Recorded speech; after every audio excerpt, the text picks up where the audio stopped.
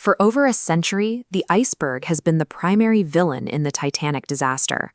However, that single block of ice was only the final catalyst in a systemic failure that had been building for hours.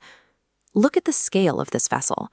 Stretching nearly 900 feet long and weighing over 46,000 tons, the 1912 Titanic represented the peak of maritime engineering, complete with Turkish baths and the most advanced safety features of the era. At the time, society operated under a dangerous assumption.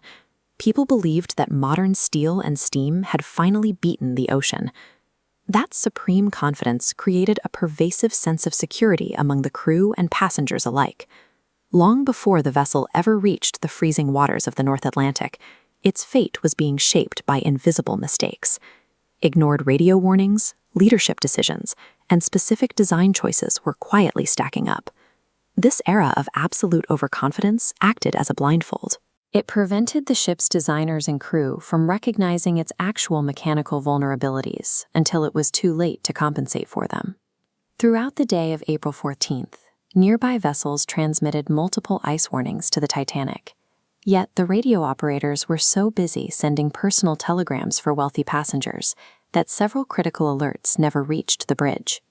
Even with the warnings he did receive, Captain Edward Smith kept the ship pushing forward at nearly top speed, 22 knots. He wanted to maintain the White Star Line's schedule and demonstrate the power of the world's largest ship. Nature also set a difficult trap. The ocean was eerily calm, and the sky was entirely moonless.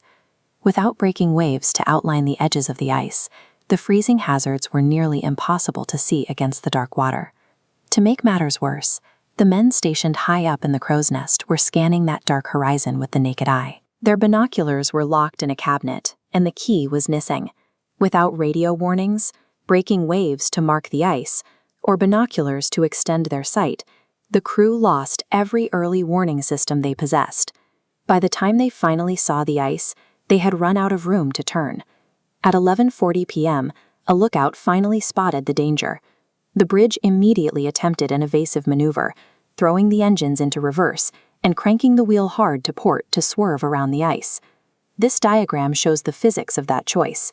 If they had maintained course and crashed head-on, the damage would likely have been limited to the front, allowing the ship to stay afloat. Instead, the turn exposed the side of the hull. As the ice scraped along the starboard side, it opened narrow gashes below the waterline. These breaches spanned several consecutive compartments, allowing water to rush in faster than the pumps could remove it. This is where a critical design flaw became apparent. The Titanic's 16 watertight compartments were separated by walls that didn't reach the ceiling. They stopped just below the main deck.